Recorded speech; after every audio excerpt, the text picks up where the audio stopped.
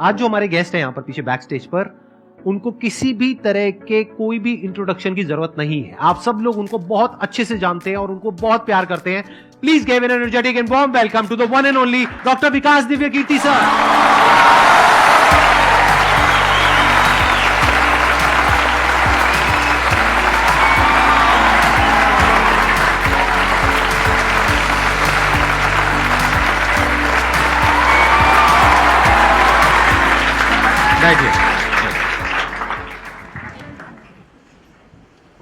मैं सबसे पहले आपको धन्यवाद देना चाहता हूँ धन्यवाद आपका आने के लिए। Thank you so much. क्योंकि जब से मैंने सीरीज शुरू करी है तब से हमारे कमेंट सेक्शन में कोई भी एक भी ऐसा वीडियो नहीं है जहां पर आपका नाम ना लिखा हो। कई बार मुझे ऐसा लगता है देख करके कमेंट सेक्शन को कि ये मैं अपने चैनल पे आया हूँ या आपके चैनल पे हूँ। मैं सोशल मीडिया पे बहुत कम एक्टिव रहता हूँ तो मुझे आइडिया नहीं था इस बात का, पर मैं थैंकफुल हूँ कि आपने बुलाया, इस लायक समझा कि मैं यहाँ पर आऊँ। सर प्यार बहुत करते हैं बच्चे आपको, मतलब इतना प्यार है जिसकी कोई हद नहीं है। मैं ठीक कह रहा हूँ गलत कह रहा हूँ? यस और नो? सो अब आप लोग जो चाहे जैसे चाहे इनसे क्वेश्चंस पूछ सकते हैं। सर लाइफ में जब भी कोई सिचुएशन आती है कि जिसमें दो रास्ते, एक प्रैक्टिकल और एक इमोशनल, तो बैलेंस आउट कैसे करना है? इमोशनल और प्रैक्टिकल में हमेशा विरोध नहीं होता है, कभी कभी साथ भी चल सकता है। और सिर्फ इमोशनल कुछ नहीं होता, सिर्फ प्रैक्टिकल कुछ नहीं होता, प्रोपोर्शन का डिफरेंस होता है। जब इमोशंस आपके दिमाग पर बहुत हावी हों तो फैसला करने से बचना चाहिए, स्पेशली बड़ा फैसला।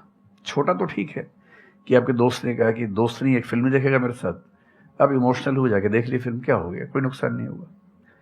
पर कोई ये कहे कि तो मुझसे प्यार नहीं करते, शादी नहीं कर सकते मुझसे और हमने शादी कर ली, ये ठीक नहीं है। सिर्फ इमोशंस में आके बहुत बड़ा फैसला मत कीजिएगा, चाहे वो करियर का हो, चाहे पार्टनर का हो, चाहे कोई भी फैसला हो। प्रैक्टिकल इतना नहीं हो जाना है कि आप मशीन, रोबोट या पत्थर बन जाएं।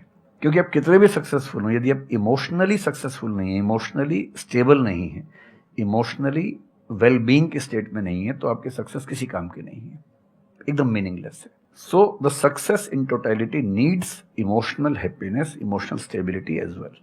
इसलिए इमोशंस को खारिज करके जिएंगे तो शायद कुछ अचीवमेंट्स बड़ी हो जाएं, पर वो किसी काम की नहीं है। केवल इमोशंस पे चलेंगे तो हो सकता है कि अचीवमेंट जिंदगी में ज्यादा हो ना पाए।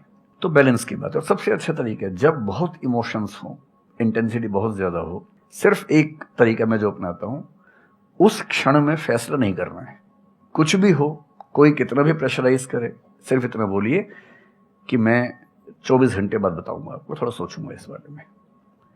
और यदि आपने उस मोमेंट से खुद को बाहर निकाल लिया तो फिर आप डिटैच होकर देख पाएंगे और थोड़ा सा प्रैक्टिकल एलिमेंट भी रहे, इमोशनल एलिमेंट भी रहे, वो फैसले सबसे अच्छे रहेंगे लाइफ के लिए। मैं आपको एग्जांपल से बात समझाता हूँ। ऐसे लोग जो तैयारी कर रहे थे, अफेयर में थे, एक का सिलेक्शन हो गया, अब उसके सामने क्राइसिस ये है, स्पेशली किसी लड़की का हो गया, लड़के का नहीं हुआ। अब हमारी सोसाइटी में ना, लड़की ऊंचे पद पे हो, लड़का ना सफल हुआ हो तो बड़ा मुश्किल है सोसाइटी में, उनको शायद दिक्कत नहीं है। अब वो लड़की प्रैक्टिकल नहीं है कि मैं तुमसे शादी करूं, ये कह के अगर हट जाती है और शादी करती है किसी ऐसे व्यक्ति से जो बहुत सफल है। I know many such people personally, मैं नाम नहीं बोल सकता किसी का।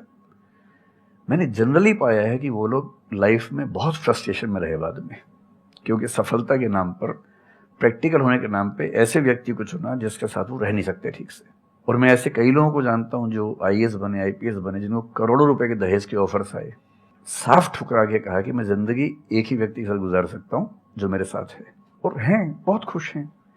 अब कोई कह सकता है उनके परिवार में कि इसने प्रैक्टिकल फैसला नहीं किया, इमोशनल फैसला किया, पर अल्टीमेटली किसी चीज की वैल्यू क्या है? आपकी लाइफ बेहतर हो।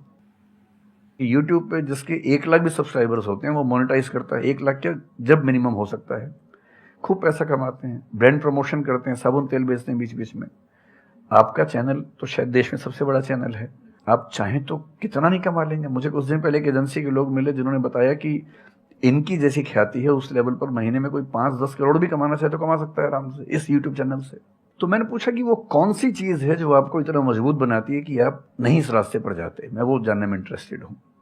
तो 10 मिनट की बात के बाद मैं समझ में आ गया, क्योंकि अल्टीमेटली अगर मैं अपनी वैल्यू के खिलाफ चला गया तो खुश कैसे हो जाऊंगा? पैसा मुझे कैसे खुशी देगा जब मैं ही नहीं रहा, तो खुशी किस बात की? इसलिए इतना प्रैक्टिकल मत होना कि अपनी माँ के पिता के, भाई बहन, दोस्त, जो प्रेमी प्रेमिका है, उनके इमोशंस के साथ खेलने लगो। इतना प्रैक्टिकल कभी मत होना, इतना इमोशनल मत होना कोई आपको बेवकूफ़ बना सके, बात बात पर बेवकूफ़ बनाता रहे। और बैलेंस जिंदगी जो है ना, वो मध्य मार्ग में है, जिंदगी एक्सट्रीम पे नहीं है, मध्य में है।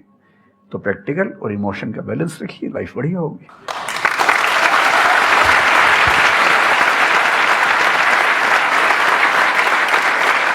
आपने सर इतने अच्छे से एक्सप्लेन किया, मेरे पास में कुछ है ही नहीं बोलने के लिए। यूजुअली मेरे पास में कुछ होता है ऐड करने के लिए, लेकिन आपने पूरा ही उसका ऐसा निचोड़ निकाल दिया। आपने YouTube पे इतना बोला कि सच में नहीं बचा होगा आपके पास। 6-7 साल पहले की बात है, मेरी एक स्टूडेंट थी जो सुसाइडल टेंडेंसी की शिकार थी उस समय। उसके घर में कुछ ऐसी ट्रेजेडी, उसकी मदर की डेथ हुई थी, और एक ऐसी ट्रेजेडी जो बहुत ही रेयर किस्म की ट्रेजेडी है, जो शेयर करना ठीक नहीं है यहाँ। तो वो मेरे पास आई और मुझे लगा कि आज मैं पहली बार किसी ऐसे व्यक्ति से बात करूं जो डिप्रेशन में है और सुसाइड कर सकता है अगले 1-2 दिन के अंदर अंदर।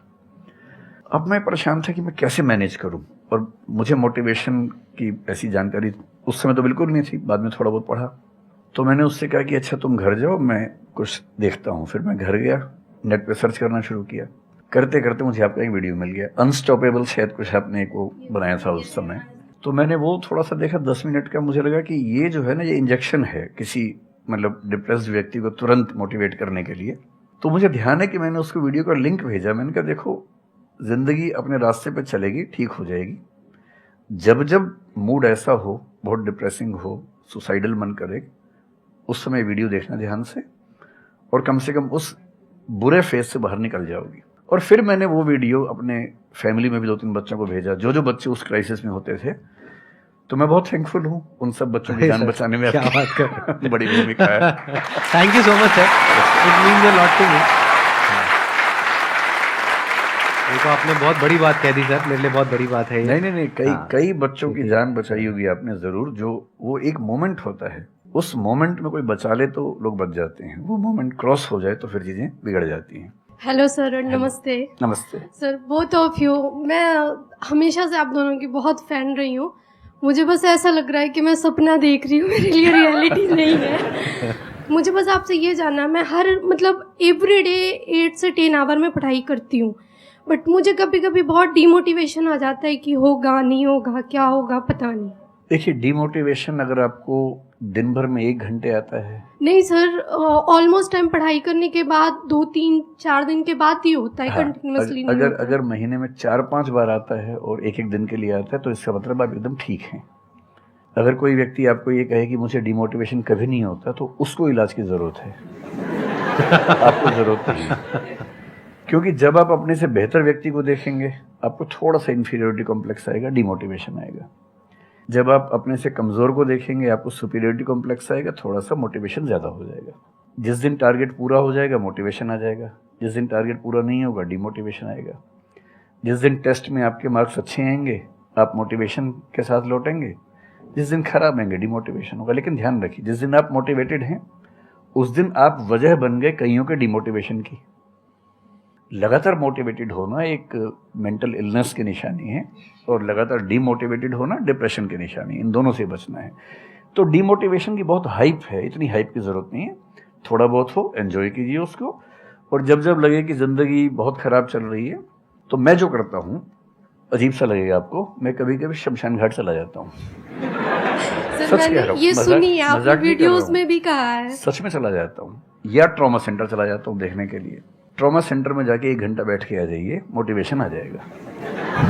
और शमशान घाट में जाके देख लीजिए कि हम जैसे हमसे कम उम्र के लोग वहां जल रहे होते हैं, तो लगता है हम जिंदा तो हैं।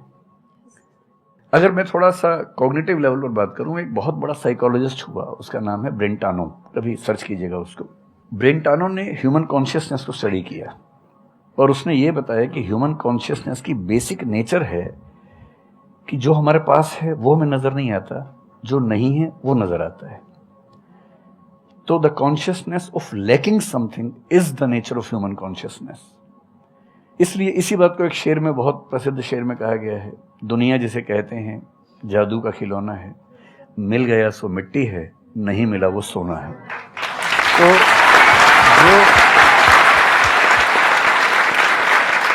तो जो आपको नहीं मिलेगा ना, हमेशा बड़ा होकर दिखेगा, जो मिलेगा छोटा हो जाएगा।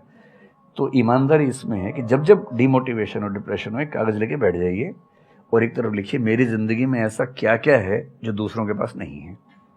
पेज भर जाएगा पूरा। तो जो है उस पर ध्यान दीजिए और एंजॉय कीजिए। मेरा क्वेश्चन है कि आजकल बहुत लोग बोलते हैं कि एजुकेशन सिस्टम हमारा पुराना हो गया है और बहुत लोग बोलते हैं कि इसे चेंज करना चाहिए और ये सारी चीज़ें बहुत पुरानी हो रही है जो हम अभी करंटली पढ़ रहे हैं। तो इस पे आपका ओपिनियन क्या है? एजुकेशन सिस्टम में तो बहुत मेजर चेंजेस की ज़रूरत है और ये बात भारत सरकार ने एक्सेप्ट भी की है, नई पॉलिसी भी लेके आए हैं। मतलब मुझे लगता है कि कई लेवल्स पे देखना है। सबसे पहले तो ये डिफाइन करना ज़रूरी है कि एजुकेशन का पर्पज़ है क्या। क्या पर्पज़ केवल नौकरी लेना है, एक जॉब मिल जाए, वही पर्पज़ है? मैं उससे एग्री नहीं करता हूँ। मेरी राय में एजुकेशन का बेसिक पर्पज़ है कि एक होमो सेपियंस, एक इंसान बन जाए, सोचना आ जाए, उसको समझना आ जाए। कोई राजनेता या धर्मगुरु उसको गधा ना बना सके, बेवकूफ़ ना बना सके। उसे इतनी समझ हो कि वो चीज़ों को फैक्चुअली, ऑब्जेक्टिवली समझ सके, तर्क कर सके, बहस कर सके और अगर तर्क और बहस में सामने के तर्क ठीक हैं तो उनको एक्सेप्ट भी कर सके, इतना विनम्र भी रहे। बेसिकली पर्सनैलिटी ग्रूमिंग का प्रोसेस एजुकेशन है, वो केवल नौकरी का मामला नहीं है। पहली गलती तब होती है जब हम उसको केवल नौकरी का मामला मान लेते हैं। मतलब नौकरी ज़रूरी है, ऐसा नहीं कि ज़रूरी नहीं है, लेकिन वो सिर्फ वो उसका पर्पज़ नहीं होना चाहिए। सेकेंडली, कई ऐसी चीज़ें, जैसे अगर बहुत विस्तार में तो मेरी जा सकते हैं, जैसे एक बहुत छोटी बात है सेक्स एजुकेशन हमारी सोसाइटी में। ये इतनी ज़रूरी चीज़ है। स्कूल में जो एडोलेसेंस की एज के लोग हैं, 12, 13, 14 की एज के लोग हैं, उनको वो सब चीज़ें बताएं ताकि गलत सोर्सेज से इंफॉर्मेशन ना मिले, कोई गलती ना कर बैठें। हेल्थ एजुकेशन के रूप में हो, उनको सारी चीज़ें पता हो, ठीक हाथों से पता हो, ठीक तरीके से पता हो। फिर मेरा ख्याल है कि जैसे IITs में अब तो होने लगा है, पहले क्या था कि हम टेक्नोलॉजी सेंट्रिक एजुकेशन पर ज़्यादा फोकस करते थे कि आपने मशीन को समझ लिया, तकनीक को समझ लिया, हो गया, इंसान को नहीं समझा। टेक्नोलॉजी पढ़ने वाले लोग समाज और इंसान से एकदम कटे हुए थे। अब तो ह्यूमैनिटीज़ के कुछ सब्जेक्ट्स पढ़ाने की परंपरा शुरू हो गई है। एक होलिस्टिक एजुकेशन हो। ह्यूमैनिटीज़ वाला बच्चा केवल हिस्ट्री, पॉलिटिकल साइंस, सोशियोलॉजी पढ़ता है, उसको कोडिंग का सी भी नहीं आता, टेक्नोलॉजी बिल्कुल नहीं आती उसको MS एक्सेल भी नहीं पता क्या होता है। टेक्नोलॉजी वाला सिर्फ टेक्नोलॉजी पढ़ता है, वो ह्यूमन ब्रेन को नहीं पढ़ना चाह रहा, सोसाइटी को नहीं पढ़ना चाह रहा। क्यों नहीं एक ऐसी शिक्षा हो जिसमें एक इंटीग्रेटेड अप्रोच हो, होलिस्टिक अप्रोच हो, कि हम खुद तय कर सके कि किस किस एरिया में हमें ज़्यादा जाना है और एक बेसिक अंडरस्टैंडिंग हर चीज़ की हो। तो बेसिक 3 फार्मूले माने जाते हैं। एक यूनिवर्सलाइजेशन ऑफ प्राइमरी एजुकेशन है कि 10वीं क्लास तक की शिक्षा हर बच्चे को मिले, ठीक से मिले। वोकेशनलाइजेशन ऑफ सेकेंडरी एजुकेशन, यानी 11वीं 12वीं की पढ़ाई का पर्पज़ है कि बच्चा ये समझ पाए कि उसको ज़िंदगी में आगे कहाँ जाना है। और फिर जो हायर एजुकेशन है वो सबको करने की ज़रूरत नहीं होनी चाहिए, वो शौक पूरा करने के लिए नहीं है, वो शादी का वेटिंग रूम नहीं है, वो उसके लिए है जिसको सच में आगे पढ़ना है। वो उतना पढ़े, सब्जेक्ट चूज करे और फिर उसमें गहराई से रिसर्च करे ताकि डेवलपमेंट के रास्ते पर अब बढ़ें। हम एजुकेशन के मामले में बहुत बुरी स्थिति में हैं। मैं तो जिस उम्र में हूँ, मेरा अब तो पर्पज़ भी ये बन गया है कि अब मैं उसी पे कुछ काम करूं। एक यूनिवर्सिटी शुरू करने की योजना मेरे मन में है, इनसे मैंने शेयर भी किया था। और मैं जिस तरह का विश्वविद्यालय सोचता हूं वो नौकरी देने के पीछे पागल नहीं होगा, वो होमो सेपियंस को कायदे का इंसान बनाने की कोशिश करेगा। नौकरी तो उसका एक पार्ट है। मतलब आप जितने भी सफल लोगों को देखेंगे जनरली, जैसे मैंने इन्हीं से पूछा, ये जिस फील्ड में सफल हैं, इनका जो करियर है, अगर मैं इसको छोड़ भी दूं तो अदरवाइज भी जो इनका करियर है वो उस विषय से जुड़ा हुआ नहीं है जो इन्होंने पढ़ा है ग्रेजुएशन में। मेरा भी नहीं है, आमतौर पे किसी का भी नहीं है। 90% लोगों को मैं देखता हूँ जो सक्सेसफुल हैं, उनके ग्रेजुएशन के सब्जेक्ट में और लाइफ की फील्ड में कोई लिंक नहीं है। तो बेसिक पर्पस क्या है? वो स्मार्टनेस बाहर आ जाए, ग्रूमिंग हो जाए, इंटेलिजेंस है, इमोशनल इंटेलिजेंस है, वो सब जो टूल्स हैं वो उस बच्चे को सीखने को मिल जाए ताकि फिर वो जिंदगी को फेस कर सके, इनोवेट कर सके, नए रास्ते निकाल सके। 1000 रास्ते दुनिया में होते हैं। तो सच बात है कि काफ़ी चेंजेस की ज़रूरत है और आप और हम मिलकर करेंगे चेंजेस। एजुकेशन वाइज अगर देखा जाए तो मैंने बहुत ज़्यादा कुछ नहीं किया है अपनी लाइफ में, बट मेरे स्टैंड पॉइंट से अगर आप देखोगे कि एजुकेशन क्या है, तो एजुकेशन का सबसे बड़ा गोल ये है कि एक इंसान का दिमाग खुले, बजाय कि उसका दिमाग इतना नैरो डाउन हो जाए कि उसको लगे कि बस यही अगर हो गया तो सक्सेस है, ये नहीं हुआ तो फेलियर है। आप अनगिनत तरीकों से अपने गोल को, अपने पर्पस को, या जो भी आप करना चाहते हो उसको अचीव कर सकते हो। एजुकेशन का सबसे बड़ा गोल ये होना चाहिए, और वही मेरी कोशिश है अपने इन सेशंस के थ्रू करने की, कि एक इंसान का दिमाग खुल जाए, उसके दिमाग में एक पॉसिबिलिटी माइंडसेट आ जाए, ना कि एक लिमिटेड माइंडसेट हो कि बस ये हो गया तो बहुत है। अब प्रॉब्लम क्या है, ये जो लिमिटेड माइंडसेट है ये बहुत लोगों का है, करोड़ों लोगों का है, तो वहां पे कंपटीशन भी बहुत है। पॉसिबिलिटी माइंडसेट जबकि देखा जाए तो ज्यादा इंटरेस्टिंग है, लेकिन बहुत कम लोगों का है और वहां पे कंपटीशन कम है। और पॉसिबिलिटी माइंडसेट क्या होता है कि कोई भी काम अगर मैं कर रहा हूं, अगर वो नहीं हुआ तो इसका मतलब ये नहीं है कि मैं फेल हो गया, इसका मतलब ये है कि मैं क्रैक नहीं कर पाया। There has to be a way. ये एजुकेशन काम अगर कर दे तो रियल एजुकेशन हो गई हमारी। मतलब एक इंसान को, हाँ सॉरी, थॉमस एडिसन बल्ब के आविष्कार में लगा हुआ था, हाँ जी, 1000 बार फेल हुआ। तो किसी ने उससे पूछा कि यार तुम बार बार करते होता तो है नहीं तुमसे, क्यों कर रहे हो? तो उसने पता है क्या कहा, हर फेलियर के बाद मैं ये जानता हूं कि बल्ब इस तरीके से भी नहीं बन सकता, और अब मैं 1000 तरीके जानता हूं कि इन तरीकों से नहीं बनेगा, और उसके बाद वो तरीका ईजाद हुआ जिससे बना। एजुकेशन से एक इंसान का दिमाग इतना खुल जाए कि सबसे पहली चीज तो उसको ये समझ आए कि मैं कुछ भी नहीं जानता हूं। हाँ, एकदम ठीक बात है। एजुकेशन मस्ट बी सच कि वो लाइफ लॉन्ग आपका एक क्वेश्चनिंग माइंड बना ही रहे, कि आप कहीं भी हो, कुछ भी कर रहे हो, आपके दिमाग में क्वेश्चंस चले, questions related to the problems. जो भी आप काम कर रहे हो वो क्या है, अल्टीमेटली प्रॉब्लम सॉल्विंग है, तभी उस काम में वैल्यू है। अगर किसी की कोई प्रॉब्लम ही नहीं सॉल्व कर रहे हो तो उसमें वैल्यू कहां ऐड हो रही है, और वैल्यू नहीं ऐड होगी तो आपको पैसा कैसे मिलेगा, फिर चाहे जॉब हो चाहे बिजनेस हो। सो द आइडिया इज कि आपका दिमाग ये चलना चाहिए, अच्छा ये प्रॉब्लम है ना, पहले तो मुझे नहीं पता है कि इसको सॉल्व कैसे करना है, क्योंकि अगर आपको पहले से ही पता है तो आपको वही पता है जिस तरह से वो प्रॉब्लम सॉल्व होती आई है।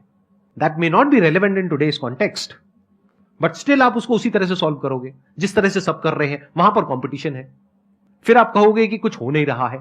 सो द आइडिया इज कि पहले तो ये प्रॉब्लम है जो मुझे अच्छे से समझ आई, मैंने इस पे फोकस किया, अब इसको सॉल्व करने के इन्फिनिट तरीके हैं, एक रास्ता नहीं है, बहुत सारे रास्ते हैं, मुझे पता नहीं है। This is the goal of education, कि मुझे नहीं पता है लेकिन पता किया जा सकता है।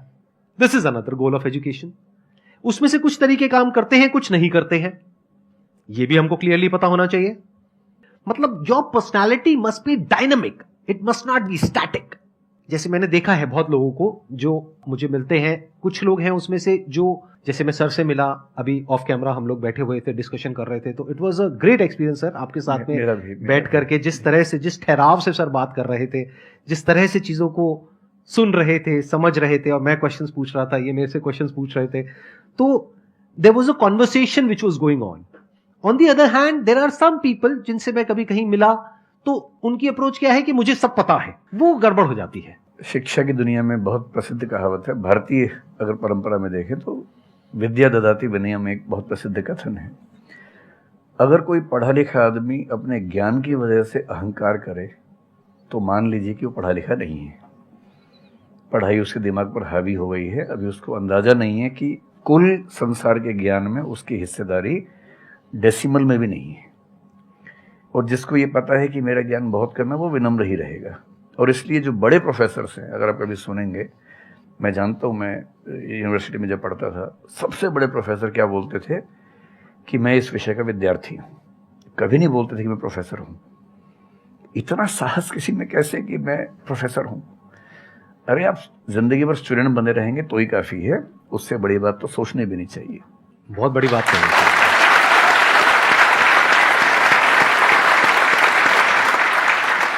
मतलब कि एजुकेशन का गोल आपको प्रोफेसर बनाना नहीं है, आपको स्टूडेंट बनाना है। हाँ। अगर सर की बात को आगे एक्सटेंड किया जाए, एकदम सही बात। एक लाइफ लॉन्ग स्टूडेंट, कि आप सीखते चले जा रहे हो, सबसे, जिससे मिल रहे हो, लोगों से सीख रहे हो, सिचुएशन से सीख रहे हो, अपनी लाइफ के अच्छे एक्सपीरियंसेस से सीख रहे हो, बुरे से सीख रहे हो। जैसे मैंने देखा है जब भी यहाँ पे कोई क्वेश्चंस पूछते हैं ना, सबके क्वेश्चंस एक ही होते हैं, सर सक्सेसफुल कैसे हो। कभी मैंने आज तक ये क्वेश्चन नहीं सुना किसी का भी जो इससे बड़ा क्वेश्चन है, जो आप रिलेट कर जाएंगे कि सर सक्सेस हमारा दिमाग खराब किस तरीके से करती है, या सक्सेस का क्या माइनस पॉइंट है। सही बात। सक्सेसफुल होने से बड़ा है मीनिंगफुल होना, सार्थक होना। सफल होना छोटी बात है, सार्थक होना ज्यादा बड़ी बात है।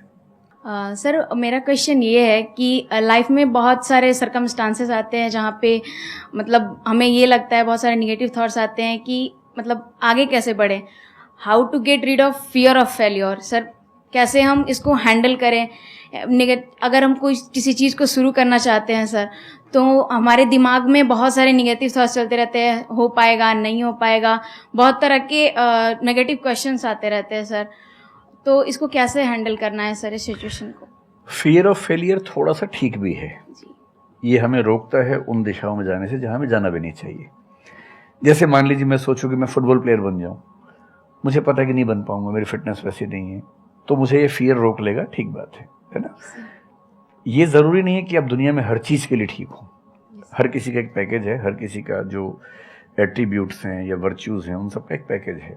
We can be good at few things, we can be best at maybe one thing, we can not be best at everything. तो ये बहुत ज़रूरी है कि अपने एप्टीट्यूड को देख के हम सिलेक्शन करें कि हमें कहाँ जाना चाहिए, ठीक है। अगर सिलेक्शन कर लिया है तो फिर फियर ऑफ फेलियर होने की वजह ये है कि या तो आप जो कंपटीशन है उस पर ज़्यादा फोकस कर रहे हैं, अपनी स्ट्रेंथ पे कम फोकस कर रहे हैं। मेरे ख्याल से स्ट्रेंथ पे फोकस करना, कुछ अच्छे लोगों की कंपनी में रहना जो थोड़ा सा मोटिवेट करते हों, अच्छे दोस्त हों, लगातार मनहूस टाइप की बात ना करते हों, ऐसे लोगों के साथ रहना, कुछ रिक्रिएशनल एक्टिविटीज़ उससे बाहर निकल के थोड़ा खेलना कूदना, मतलब फिजिकली फिट रहना, वो सब रहेगा तो हार्मोन्स जो हमारे दिमाग में आते हैं उससे, फिजिकल एक्टिविटी से, जो एंडोर्फिन्स वगैरह हैं, हैप्पी हार्मोन्स है, डोपामाइन वगैरह है, वो रिलीज होते रहें तो हम वैसे भी बहुत फियर से बचे रहते हैं। और अंत में मेरा तरीका ये है कि अगर मैं कुछ नहीं करूंगा तो फेल होना तय है, करूंगा तो चांस है कि फेल होऊंगा या पास हो जाऊंगा, तो नहीं करने में तो तय है कि फेल हो गया, तो क्यों ना एक बार चांस ले लेते हैं। और एक जगह फेल होऊंगा तो तय मान के चलिए कि दूसरी जगह मेरे फेल होने के चांस कम होगा, क्योंकि मुझे एक एक्सपीरियंस है प्रयास करने का और फेल होने का, और वो एक्सपीरियंस किसी ना किसी क्वांटिटी में हर फील्ड में काम आता है, मैच्योरिटी आपके अंदर आती है। और मैं एक शेर अक्सर यूज़ करता हूँ, बहुत बहुत प्रिय शेर मुझे है, और मुझे सच में लगता है कि ज़िंदगी को जीना बहुत आसान काम है, मुश्किल काम नहीं है। असली बात है कि आप प्रयोग करें, कोशिश करें, और हार जाएं तो दूसरी कोशिश करें। और मैं इसीलिए एक लाइन हमेशा बोलता हूँ, क्यों डरे, ज़िंदगी में क्या होगा, कुछ ना होगा तो तजुर्बा होगा।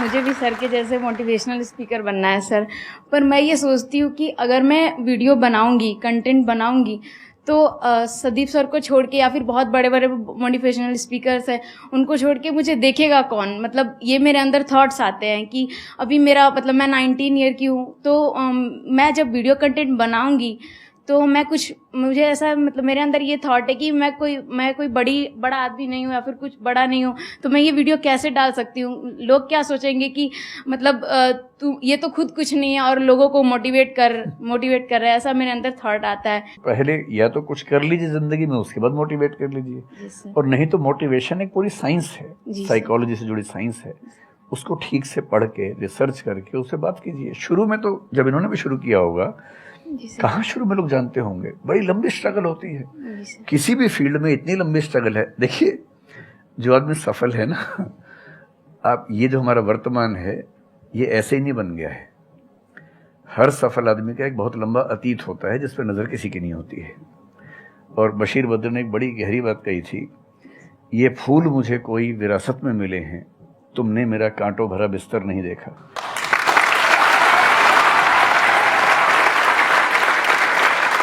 कितने साल तक ये लहूलुहान हुए होंगे, रोज छिला होगा शरीर, तब जाके लोगों ने पहचानना शुरू किया होगा। लगातार काम करने से, जिसको कंसिस्टेंसी कहते हैं, परसिवियरेंस कहते हैं, बात बनती है, आपकी भी बनेगी। मैं तो कई ऐसे लोगों को जानता हूं जिन्होंने एकदम स्क्रैच से शुरू किया और उसके बाद वो टॉप पे पहुंचे। आपने अपने क्वेश्चन में दो बातें टच करी, एक कि आपको मोटिवेशनल स्पीकर बनना है, एक है कि फियर ऑफ फेलियर है। एक तो ये फियर ऑफ फेलियर को हटाइए, अगर आपको मोटिवेशनल स्पीकर बनना है तो अपने माइंडसेट को रखिए एक्सपेरिमेंटल माइंडसेट। आप ये समझिए life is like an experiment. एक साइंटिस्ट का माइंड कैसा होता है, वो ये थोड़ी ना सोचता है कि मैंने ये एक्सपेरिमेंट किया, ये फेल हो गया तो क्या होगा। उसको पता है failure is the part of success. जब तक 20-30 बार, 50 बार, 100 बार कोई एक्सपेरिमेंट फेल नहीं हुआ, इसका मतलब वो कुछ नया ट्राई नहीं कर रहा, इसका मतलब वो तो रिपीट कर रहा है। जैसे स्कूल में बच्चे करते हैं लेबोरेटरी में कि बुक में देखा बस उसको कॉपी किया, तो दोनों में फर्क हो गया ना। एक है कुछ नया डिस्कवर करना, कुछ नया क्रिएट करना, एक है जो क्रिएट हो चुका है उसको रिपीट करना। तो you are talking about becoming a motivational speaker. तो अगर आप मेरे जैसे बनेंगे तो कोई क्यों देखेगा आपको? आपको तो अपने जैसा बनना पड़ेगा ना। तो अब उसमें क्या करना पड़ेगा? अब आपको क्या पता कि आपके अंदर ऐसा क्या है जिसको लोग देखना चाहें? उसके लिए तो एक्सपेरिमेंट करना पड़ेगा, ट्राई करना पड़ेगा। एक तरह से आप वीडियो बना के डालोगे, कोई नहीं देखेगा। दूसरी तरह से बना के डालोगे, कोई नहीं देखेगा। फिर तीसरी तरह से, फिर चौथी तरह से। हो सकता है 6 महीने बाद, 1 साल बाद, 2 साल बाद जा करके कहीं थोड़ा सा कुछ ऐसा क्लिक हो जाए जो हो सकता है आपको लग रहा था कि शायद ये नहीं होगा और वो क्लिक हो जाए। बट ये सब होता उसी के साथ में जो कुछ कर रहा होता है, जो कुछ ट्राई करता है।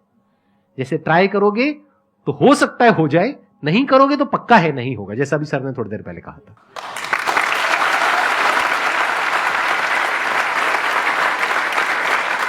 Thank you so much sir, यहां पर आने के लिए।